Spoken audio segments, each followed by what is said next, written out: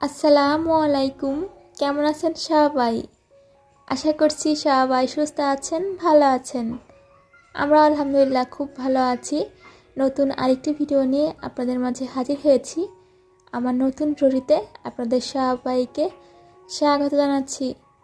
সকালের নাস্তা রেডি করছি এখানে। তো আজ কিন্তু খিচুড়ি রান্না করব। তো এখানে চাল নিয়েছি এবং ডাল নিয়েছি, ভাতের চাল, মসুর ডাল এবং এখানে বুটের ডালও নিয়েছি। তো এখন চালটা ধুয়ে তারপর খিচুড়িটা রান্না বসিয়ে দিব। শীতের সময় আমার বেলকুনির গাছগুলো খুব একটা সতেজ সুন্দর থাকে না, তো রেগুলার চাল ডাল ধোয়া পানি দিয়ে যাচ্ছি। শীতকালীন ফুল যেগুলো ফুটে থাকে, তো কোনোবারই সেরকমভাবে আমার বেলকুনিতে গাছ লাগানো হয় না। তো সব সময় যেই গাছগুলো থাকে ওই শীতের সময়ও সেই গাছ ফুল সেগুলোই থাকে। তো আছে কোনো রকম, যেরকম আছে আলহামদুলিল্লাহ ভালো আছে। ফ্রিজে তো মশলা করা আছে, যদি গত রাতে মশলাগুলো বের করে রাখা হতো তাহলে বাটা মশলাগুলো দেওয়া যেত। এখন আর পাটায় বেটে রান্না করতে ইচ্ছা হচ্ছে না, এই জন্য কাটা মশলা দিয়েই রান্না করছি। তো এখানে জিরা দিয়েছি, তারপর দিয়েছি পেঁয়াজ, রসুন এবং কাঁচামরিচ। এগুলো একটু সময় ভেজে এখানে হলুদ, লবণ, এখন এই তো চাল ডালগুলো দিয়ে দিয়েছি।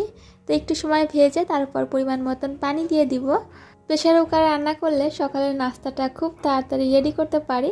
খিচুড়ি তো এমনি পাতলে রান্না করতে গেলে দেখা যায় কি যে আধা ঘন্টা 40 মিনিট লাগে। তো এভাবে কিন্তু 15 থেকে 20 মিনিটের ভিতর নাস্তাটা রেডি হয়ে যায়। তো এই তো আমি পরিমাণ মতন পানি দিয়ে দিয়েছি। খিচুড়ি যেভাবে রান্না করব, মানে শুকনো রান্না করব নাকি একটু নরম থাকবে নাকি ঝরঝরে রান্না করব, তো সেই অনুযায়ী আমি বুঝে তারপর পানিটা দেই। তবে হ্যাঁ, আপনারা জানেন এখনও কিন্তু আমি মাপা ছাড়া পানিটা দিতে পারি না, আন্দাজ করে আর কি। তো যে পরিমাণে চাল নিয়েছি তার ডবল পরিমাণে পানিটা দিয়েছি। তো এভাবেই দেই, তবে মেপে দিতে হয়। পরিমাণ মতন ধনিয়ার পাতাও দিয়েছি আমার পছন্দ মতন। রান্না তো হয়ে গিয়েছে, 3টা সিটি ওঠার পর আমি চুলার জালটা বন্ধ করে দিয়েছি। এদিকে সালাদ করে নিব। তো এখানে টমেটো, শসা, সেই সাথে পেঁয়াজ, মরিচ এগুলো কেটে নিব। তো আমার আপুরা এখনও যারা ভিডিও দেখছেন এখনও কি লাইক দিয়েছেন? যদি লাইকটা না দিয়ে থাকেন, ভালোবেসে ছোট্ট একটা লাইক দিয়ে আমার সম্পূর্ণ ভিডিওটি দেখতে পারেন। তো আমার আব্বাজান কিন্তু পাশে আছে, তার যে কত কথা থাকে মাশাল্লাহ, মায়ের সাথে শুধু গল্পই করে। তো যখনই রান্না করতে আসি না কেন, সেটা ভোর 6টায় হোক বা সকাল 7টায় হোক, সে কিন্তু আমার পাশেই থাকবে। এরই মাঝে বেলকনিতে গিয়ে তারপর গাছগুলোকে পানি দিয়ে এসেছি। গাছের সাথে তো সকালবেলা একবার দেখা করতেই হবে আমার। তো ভালো লাগে না গাছগুলোকে না দেখলে। অনেক বেশি ঠান্ডা থাকে বেলকনিতে এই সকালে, তারপরে একটু করে যাই। আমার আব্বাজান তো সকালে উঠে আগে বেলকনিতে যাবে। আপনাদের মেয়ে আপু এত বেশি কথা বলে, তাই না আপুরা? তো এখানে টমেটো এবং শসা কেটে নিয়েছি, তারপর সরিষার তেল এবং লবণ দিয়ে সালাডটা করে নিয়েছি। এই তো এখন কিন্তু খাবারগুলো টেবিলে সাজিয়ে নিলাম। এই শীতের সকালে ধোয়া ওঠা গরম গরম খিচুড়ি দেখতে যেরকম সুন্দর হয়েছে, খেতেও কিন্তু অসম্ভব মজা হয়েছিল। তো আজ যে সালাদ করেছি এখানে কিন্তু পেঁয়াজ দেইনি। এরকম ছোটোখাটো ভুল আমি সব সময় করে থাকি। তো মনে হয় যে সবাই তো সবভাবে সংসারের খরচ বাঁচায়, আমি হয়তো এভাবেই খরচ বাঁচাই, ভুল করে করে আর কি। তবে পেঁয়াজ কিন্তু কেটে আমি রেখে দিয়েছিলাম সালাদ করার জন্য। তো সেটা তো নষ্ট হয়ে যাবে, তারপর ফেলে দিতে হবে। এই যে ভিডিও করতে গিয়ে যে কত ভুল করে থাকি, আজকে আমার আব্বুদেরকে বলবো যে কোথায় কি ধরনের ভুল করছি। তো টেবিলটা অনেক দিন ধরে এরকম ছিল, তো রান্নাটা চেঞ্জ করে তারপরেই তো সুন্দর করে গুছিয়ে নিয়েছি। টেবিলটার একটু পরিবর্তন এত বেশি ভালো লাগে আমার, তো অনেক বেশি ভালো লাগছিল। আমি তো একটু পরিবর্তন করলেই সেই জায়গাটা বারবার করে দেখি। আমার কি মনে হয় আপনারা জানেন, যে আমার পুরো বাসার সৌন্দর্য এই ডাইনিং টেবিল সাজানোর উপর নির্ভর করে। তো একরকম থাকতে থাকতে সবসময় তো ভালো লাগে না, এই জন্য একটু পরিবর্তন করি মাঝে মাঝে। শুধু কি টেবিলটা গুছিয়ে নিয়েছি তা কিন্তু নয়, পুরো বাসাটাই আমি সুন্দরভাবে গুছিয়ে নিয়েছি।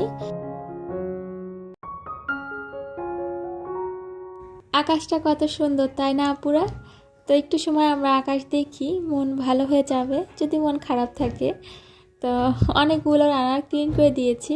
আমার আব্বাজান কি করে, যখন টেবিলটা গুছিয়ে নিই তো রান্নাটা যখন তুলে ফেলি তখন সে রান্নাটা নিয়ে ভাঁজ করে রেখে দেয়। তো আজ কিন্তু আমি অনেকগুলো রান্নার খুঁজে পেয়েছি যেগুলো ক্লিন করা হয়নি। তাছাড়া আমার কিন্তু খেয়ালও ছিল যে অনেকগুলো রান্নার ক্লিন করা হয়নি। আমার আব্বাজান সরিয়ে রেখেছে, সুন্দর করে ভাঁজ করে অর্ডপের ভিতর তুলে রেখেছে আমার আব্বাজান। এই তো আমার একদিকে সুবিধা হয়েছে, আজকে একসাথে সবগুলো রান্নার ক্লিন করতে পেরেছি। আজ বাইরে প্রচুর রোদ উঠেছে, তো এই রোদে শুকিয়ে যাবে।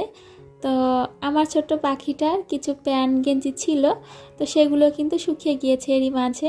গাছটার পাতা হলুদ হয়ে গিয়েছে, দেখতে কিন্তু সুন্দর লাগে না? অসংখ্য সবুজের মাঝে একটা হলুদ পাতা, দেখতে কিরকম লাগে তাই না? পাতাটা তুলে ফেলে দিয়েছি। আবার এই তো রান্নাঘরে চলে এসেছি, দুপুরে রান্না করব, সেই সাথে আজকে পিঠাও তৈরি করব। আমার হাতের অবস্থা কি হয়েছে আপনারা দেখেছেন তো। আলু কেটেছি, নতুন আলু, সেই জন্য এরকম হয়েছে। তো এটা আবার লেবু দিয়ে তুলে ফেলতে হবে। শুকনো চালের গুঁড়া দিয়ে পিঠা তৈরি করব, এই জন্য চালের গুঁড়াগুলো একটু ভিজিয়ে রাখলাম। যেই পিঠাই তৈরি করি না কেন পিঠা সুন্দর হবে। আপনারা তো বুঝতে পেরেছেন, যেহেতু বলেছি যে আলু কেটে নিয়েছি, তো রান্নার জন্য কিন্তু সব কিছু গুছিয়ে নিয়েছি। এখন রান্না বসিয়ে দিচ্ছি। আসলে হয়েছে কি যে আলু কাটা থেকে আলুর খোসাগুলো যে ফেলেছি, সেই কারণে কিন্তু হাতের দাগগুলো এরকম বসে গিয়েছে। তো এটা কোনো সমস্যা না, লেবুর রস বা তেঁতুলের রসটা হাতে লাগালে কিন্তু উঠে যায়। তো আপুদের বলে দিলাম যদি কারো কখনো কোনোভাবে কাজে আসে। তো এই তো মশলাটা খুব ভালো করে কষিয়ে নিয়েছি, নারকেল বাটা দিয়েছি, সেই সাথে অনেক রকমের মশলা দিয়েছি। এই তো হাঁসটা কিন্তু ক্লিন করে তারপর রেখেছিলাম। এখন এভাবে হাঁসটা অনেক সময় কষিয়ে নিব। তো পানি কিন্তু অ্যাড করিনি, এখান থেকে অনেকটা পানি ছাড়বে। সেই সাথে হাঁসে তো প্রচুর পরিমাণে তেল থাকে, তো এভাবেই কিন্তু সুন্দরভাবে কষানো হয়ে যাবে। এখানে কিন্তু দিয়েছি কয়েক রকমের মশলা, তবে আদা বাটাটা কিন্তু এখনও দেইনি। তো পরবর্তীতে আমার সেটা খেয়াল পড়েছে, তারপর দিয়ে দিয়েছিলাম। তো এরকম ভুল হয়ে থাকে, শুধু মনে হয় যে ভিডিও করার জন্য এরকম ভুল হয়ে থাকে। তো এমনি যখন রান্না করি তখন তো ভুল হয় না। তো এখানে রসুন কেটে রেখেছিলাম, সেই সাথে চুই ঝালগুলো কেটে তারপর পানিতে ভিজিয়ে রেখেছি, না হলে দেখা যাবে কি যেগুলো কালো হয়ে যাবে। তো এই তো এখন এভাবে কিছুটা সময় কষিয়ে নিব।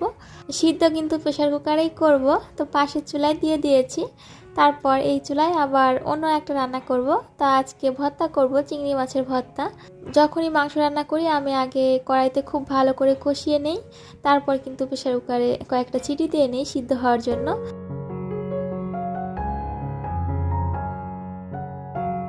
আমার প্রিয় আপুরা এখনও যারা খুব ভালোবাসা দিয়ে দেখছেন ভিডিওটি, কিন্তু আজও আমার চ্যানেলটি সাবস্ক্রাইব করেননি, ভালো লাগলে আমার ছোট্ট চ্যানেলটি সাবস্ক্রাইব করে বন্ধু হয়ে আমার পাশে থেকে যেতে পারেন।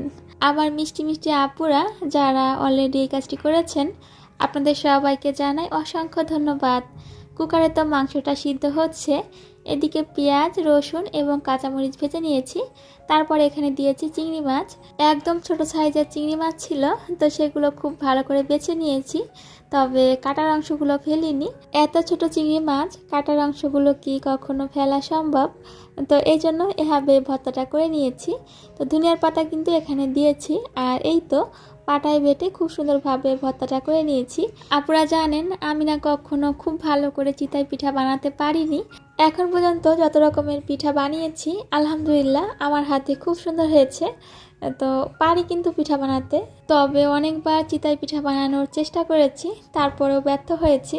তো খুব বেশি খারাপ লাগে যখন পিঠা বানানোর চেষ্টা করি সেটা হয় না, যখন পিঠা হয় তখন তো খুব বেশি ভালো লাগে। যারা পিঠা বানিয়েছেন তারা এই আনন্দটা বুঝতে পারবেন। তো অবশেষে এই যে খোলা জালি পিঠা বানিয়ে নিয়েছি, তো যেটা পারি সেটাই বানালাম।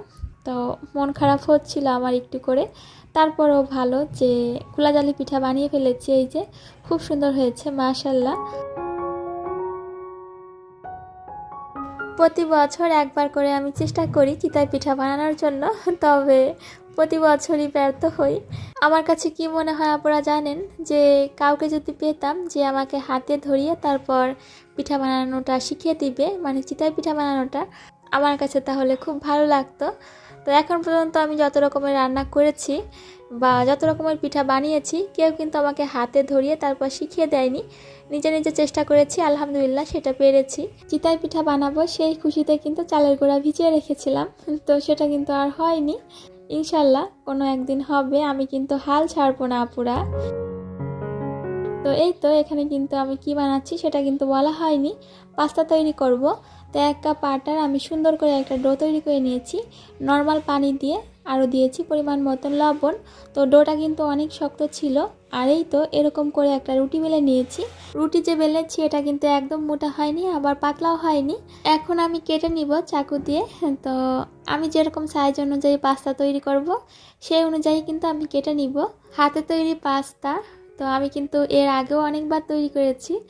আমাদের বাসায় আমার ছোট ভাই এভাবে পাস্তা তৈরি করে। তো আমি আজকে একটু সময় নিয়ে তারপর করব পাস্তাগুলো। প্রথমে তো আমি লম্বা করে কেটে নিয়েছি, এখন ছোট ছোট টুকরা করে কেটে নিব। এভাবে কিন্তু পাস্তাগুলো সিদ্ধ করে তারপর যেভাবে রান্না করে সেভাবে কিন্তু রান্না করা যায়। হ্যাঁ আপুরা, যেহেতু দোকানের মতন পাস্তা তৈরি করছি সেই জন্য দেখা সৌন্দর্যের জন্য হলেও আমি এভাবে মুড়িয়ে নিচ্ছি, মানে হাতে ধরে একটু পেঁচিয়ে নিলেই হয়ে যাবে। তাহলে কিন্তু এটা দেখতে একদম দোকানের পাস্তার মতন হবে। তো আপুরা হয়তো দেখেই বুঝতে পারছেন যে আমি কীভাবে এগুলো তৈরি করে নিচ্ছি। তো এটা না করলেও হয়, আসলে এটা হচ্ছে চোখের সৌন্দর্যের জন্য তৈরি করা। তো যাদের হাতের সময় থাকবে তারা এভাবে তৈরি করে নিতে পারবেন। রান্নার পর কিন্তু এই পাস্তার টেস্ট বেশি হবে না। তো এই তো আমার হাতে সময় ছিল এই জন্য করে নিয়েছি এরকমভাবে। আমরা যে পাস্তাগুলো বাইরে থেকে এনে থাকি দেখতে পাস্তাগুলো সেরকম হয়েছে, সেই সাথে টেস্টটা কিন্তু সেরকম হবে। আমার আপুরা চাইলেই এভাবে তৈরি করে তারপর রান্না করে দেখতে পারেন। তো এখানে কিন্তু সবগুলো পাস্তা তৈরি করা হয়েছে। 1 কাপ আটা থেকে আমার এই পরিমাণে পাস্তা হয়েছে। তো এখন যদিও এগুলো একটার সাথে আর একটা লেগে থাকলেও এটা যখন পানিতে দেয়া হবে তখন কিন্তু আর এরকমভাবে থাকবে না, সবগুলো একদম আলাদা হয়ে যাবে। পাস্তাগুলো সিদ্ধ করার জন্য এখানে পানি ফুটিয়ে নিয়েছি, তার মাঝে আমি তেল দিয়েছি, তো রান্নার তেল কিন্তু দিয়েছি। তো এখন সিদ্ধ করে নিব। তো পাস্তা যেভাবে সিদ্ধ করি সেভাবেই কিন্তু সিদ্ধ করে নিয়েছি, তারপর পানি দিয়ে ধুয়ে নিয়েছি। এখন রান্না করে নিব। বাইরে থেকে যে পাস্তাগুলো আনা হয় সেগুলো কিন্তু আমি সিদ্ধ করার পর পানি দিয়ে ধুয়ে নিই। তো আপনারা দেখেই বুঝতে পেরেছেন যেগুলো কতটা ঝরঝরে হয়েছে। তো হয়তো অনেকেই ভাবতে পারেন যেগুলো দলা পেকে যাবে কি না, দলা কিন্তু পাকায়নি। আজ কিন্তু চিকেন পাস্তা রান্না করব। চিকেনগুলো কেটে তারপর ম্যারিনেট করে রেখে দিয়েছিলাম। এখানে পেঁয়াজ এবং কাঁচামরিচটা ভেজে নিয়েছি। তো পেঁয়াজগুলো একটু মোটা করে কেটে নিয়েছি। তো আমার কাছে না পাস্তাতে একটু মোটা করে পেঁয়াজ দিলে ভালো লাগে। হ্যাঁ আপুরা, আরেকটা জিনিস ভালো লাগে, সেটা হচ্ছে অনেক করে ঝাল দিতে হবে। তো এই জন্য কিন্তু আমি এখানে অনেকগুলো কাঁচামরিচ দিয়েছি ঝালের জন্য। ঢাকনা দিয়ে তারপর রেখেছিলাম কিছুক্ষণ। মাংসটা কিন্তু খুব ভালো করে সিদ্ধ হয়ে গিয়েছে। তো এখানে একটা টমেটো কুচি করে তারপর দিয়েছি। টমেটো সস দিলেও হয়, তা আপাতত আমার বাসায় টমেটো সসটা ছিল না।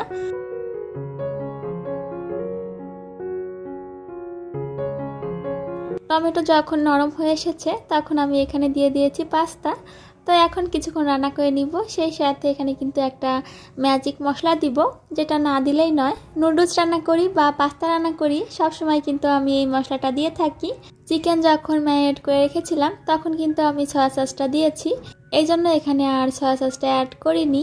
নিজে হাতে পাস্তা তৈরি করে এই তো রান্না করে নিয়েছি। তো চিকেন পাস্তা রান্না করা কিন্তু কমপ্লিট হয়ে গিয়েছে। দেখতে অসম্ভব সুন্দর লাগছে, তাই না আপুরা? খেতেও কিন্তু অসম্ভব টেস্টি ছিল। আমার প্রিয় আপুদের সুস্বাস্থ্য এবং দীর্ঘায়ু কামনা করে এখানেই বিদায় নিচ্ছি। আল্লাহ হাফেজ, আসসালামু আলাইকুম।